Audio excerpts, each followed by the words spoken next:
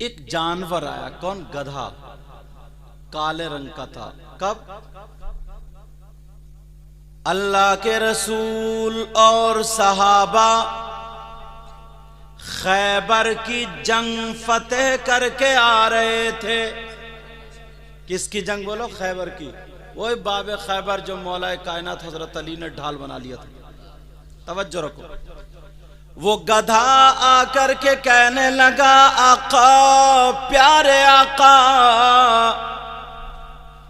मैं आपसे दो बातें करना चाहता हूं। अब एक जानवर जब बोली में बोलने लगे तो लोग ताज्जुब करेंगे। मेरे नबी बोले, बोलो क्या कहना चाहते हो? काका, मेरे सबसे बड़े वाले दादा जो थे, मुझ तक, उनसे लेकर के मुझ तक 60 नस्लों में गधे ही हुए। कितनी नस्लें हो गई गधों की? और सारे गधे, सब के सब गधे, तमाम जितने भी अंबिया को उनका शरफ हासिल हुआ, अंबिया का उनको, तो वो उनकी सवारी बने थे। सारे के सारे गधे कौन बने थे बोलो? अंबिया की। ऐ आका, मेरे दादा की नस्ल में कोई और नहीं रहा, सिर्फ मैं ही रहा, और आप भी आखिरी नबी हैं, आखिरी पैगंबर हैं। आका, प्यारे आका, दिल चाहता है आप मुझ पे सवार हो जाएं और मैं आपकी सवारी बन जाऊं जी। नबी बोले, तुम्हारा नाम क्या? तो वो कहने लगा, यजीद इब्ने शिहाब। उस गधे का क्या नाम था? यजीद इब्ने, यानी शिहाब का बेटा यजीद। वो काले रंग का था। कहने लगा, आका, मैं आपकी सवारी बनना चाहता हूं। और तुम तो यार कसौरपुर, क्या बस्तौर, समझे? तुम तो यार इंसान हो, नबी का कलमा पढ़ते हो, मोहब्बत में ये सब क्या है? अगर आका राजी हो गए तो बेड़ा पार। बेशक, सुभान अल्लाह।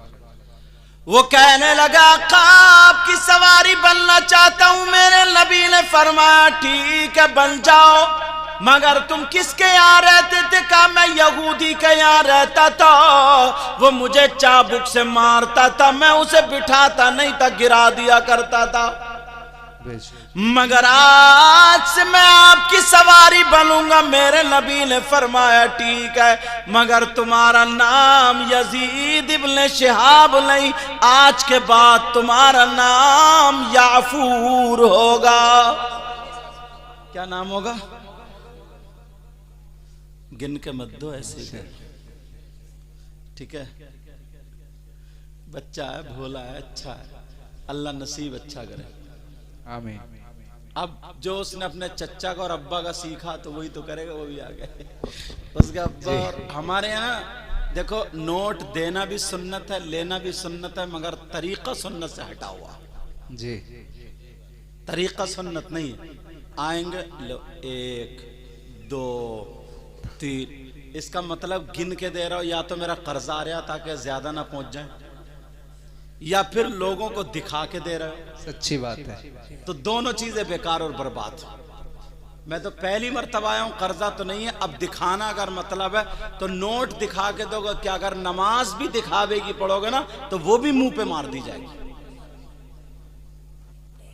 कुछ लोग आते हैं, शायर लोग अगर पढ़ रहे हैं तो इकट्ठे करे नोट, ऐसे फेंक के भाग गए। मैं तुम्हारी दावत करूं और चिकन और मटन सब बनाऊं, दस्तरखान पे तुम बैठ जाओ, डोंगा उठा के फेंक के मार दूं, लो खाओ, कैसा लगेगा तुम्हें? बोलो, तहजीब के खिलाफ होगा या नहीं होगा? तरीका भी सीखो, ऐसे दो ना, इस अंदाज में दो कि देख, लेने वाला भी खुश हो जाए, देने वाला भी खुश हो, प्यारे अंदाज में। देना भी सुन्नत है और लेना भी सुन्नत है, ये भी है। अब तरीका क्या होगा बोलो? सुन्नत का तरीका होगा। सुनो, अब उस गधे का नाम क्या होगा? या याफूर वो आका की सवारी हो गया। आका की बारगाह में रहा करता था, आका उस पे सवार होते थे। वो याफूर इतना समझदार था, बुखारी शरीफ की हदीस है, बुखारी में आता है वो याफूर से मेरे नबी काम लिया करते थे। कैसे? कहते थे याफूर जरा अबू बकर को बुला करके लाओ। किनको बुला करके लाओ? अरे भाई जानवर के सामने बीन बजाते रहो, पता चलेगा? भैंस के सामने बीन बजाओ, लहरे में आएगी क्या? बोलो ना। लेकिन वो जानवर होकर के नबी को समझता था। मेरे नबी फरमाते थे जाओ अबू बकर सिद्दीक को बुला करके लाओ। वो जाता था अबू बकर सिद्दीक अगर 10 लोगों में खड़े तो उनको जाकर के मुंह लगा दिया करता था। अबू बकर सिद्दीक समझ जाते थे नबी की सवारी आई है, आका बुला रहे हैं। बेशक सुभान अल्लाह। अगर वहां नहीं होते थे ना तो उनके दरवाजे पे जाकर के मुंह मारता था, बुला करके लाता था। मेरे नबी कहते थे जाओ उमर को बुला करके लाओ, जाओ उस्मान को बुला करके लाओ, जाओ अली को बुला करके लाओ, जाओ तलहा जुबैर इन लोगों को बुला करके लाओ। मगर वो जानवर कैसे जानता था कौन क्या कैसा नाम है? अल्लाह अल्लाह कितना प्यार करने वाला जानवर। जरा सुनो उसका जिक्र आता है। अब अगर आलिमों से पूछो क्या जानवर जन्नत में जाएंगे या नहीं जाएंगे, तो उलमा ये फरमाते हाँ कुछ जानवर जन्नत में जाएंगे। जो जानवर जन्नत में जाएंगे उनमें से मेरे नबी की ये सवारी भी जन्नत में जाएगी। माशाअल्लाह। नारे तकबीर, नारे रिसालत, मसलके आला हजरत हजरत अल्लामा मुफ्ती सैयद मुकीमुर रहमान साहब क़िबला। नारे तकबीर, नारे रिसालत। अब अंदाजा लगाओ यार, जानवर होकर के उसने जन्नत कमा ली और हमारा आपका क्या हाल है? बस जलसे में आके खड़े, मेरी थोड़ी बातें कड़वी भी रहती हैं, माफ करना, जरा सुन लेना। मुझसे हंसने की ज्यादा उम्मीद मत रखना। जलसे में खड़े होकर के नारा लगा देते, नारे तकबीर, नारे रिसालत, नबी का दामन नहीं छोड़ेंगे, गौस का दामन नहीं छोड़ेंगे, और अम्मा घर में तड़प रही है। सच्ची बात। अब्बा का कहना नहीं मानता, बहनें बेचारी जिनकी शादी हो गई है वो तड़प रही है, मेरा भाई बुलाने आता होगा, एक फोन नहीं करता है। फोन बस मोबाइल ले लिया, बाज नौजवान पे मोबाइल, बिल्कुल दीवाना हो गया, पागल हो गया, पागल, घूरों पे पड़ा हुआ, पता नहीं किस किस से बातें कर रहे हैं। सच्ची बात। अब मालूम है किससे बातें करता होगा, वो तुम खुद जानते हो। अरे तुम रे बात करने पे अगर आ जाए तो हमारी बच्चियां भी कम नहीं है। सच्ची बात। आज के दौर में अगर 50 घर है ना तो 40 घरों की बेटियों पे बड़े बड़े मोबाइल मिलेंगे। बिल्कुल सच्ची बात। मैं उनके अब्बा से पूछता हूं, तुम पूछो उनके अब्बा से, ये बेटियों पे जो बड़े बड़े मोबाइल हैं, ये प्लॉटिंग चल रही है, इनकी कारखाना चल रहा है, फैक्ट्री चल रही है, बसें चल रही हैं, ट्रक चल रहे हैं, हवाई जहाज चल रहे हैं, जो पूरा खानदान भूखा मर जाएगा। अरे सबको पता है। और माँ सुन ले, नबी फरमाते हैं उतलुबुल इल्म मिनल महदी इलल इल्म हासिल करो, माँ की गोद से गोर तक कब्र तक इल्म हासिल करो। अल्लाह अल्लाह सुनो, सबसे पहला मदरसा माँ की गोद है। उसी की जवान बेटी सीने की आड़ में खड़े होकर के कपड़ा कभी इधर को फेंक रही है, कभी इधर को, आधा घंटा इठला इठला करके बातें कर रही है। क्या ये माँ पागल है? पागल। इस माँ से पूछो तेरी बेटी जवान इठला इठला करके किससे बातें कर रही है? कौन सा ऐसा रिश्तेदार है 1 घंटे से छत पे खड़े होकर के बातें चल रही है, मोबाइलों पे चैटिंग हो रही है। माँ को सब पता है। अगर बाप काम से चला गया तो क्या इस माँ से पूछ गछ नहीं होगी? सच्ची बात है। बहुत अच्छा। क्या इस माँ से पूछ गछ नहीं होगी?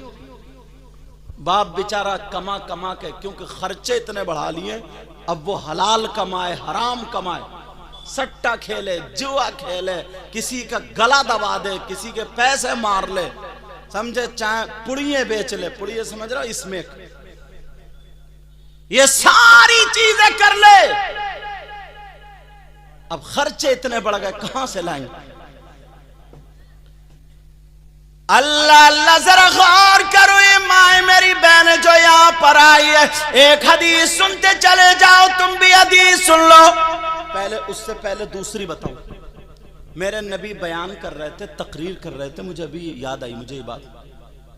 तो नबी बयान करते करते, तकरीर करते करते बोले, सुनो, अगर जिसकी 3 बेटियां, क्या हो बोलो, 3 बेटी, और वो 3 बेटियों की सही परवरिश कर दे, उनकी शादी हो जाए, तो वो जन्नत का हकदार हो जाता है।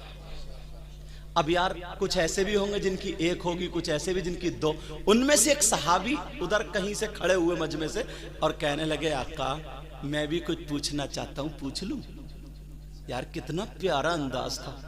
कहा, आका इजाजत हो तो पूछ लूं? मेरे आका समझ तो गए क्या पूछना चाहता है, मगर उसी की जबानी सुनना चाह रहे थे। बोले पूछो। वो कहने लगा, आका 3 बेटियां हो तो वो जन्नत का हकदार है, और अगर किसी की 2 बेटियां हो, 3 बेटियां ना हो, 2 बेटियां हो, उसका क्या होगा?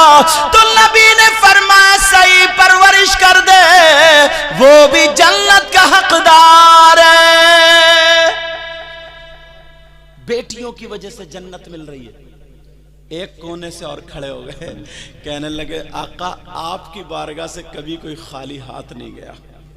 जब भी अगर कुछ मांगा, जब भी तलब किया, कोई खाली हाथ वापस नहीं गया। आका इतना बता दे, क्या मैं भी अपनी फरियाद आपकी बारगाह में रख सकता हूं? मेरे नबी कहने लगे, हाँ बोलो, आप भी बोलो, क्या कहते हो? वो कहने लगे, आका अगर किसी की 1 बेटी हो तो क्या होगा? किसी की 2 नहीं, 3 नहीं, अगर 1 बेटी हो तो?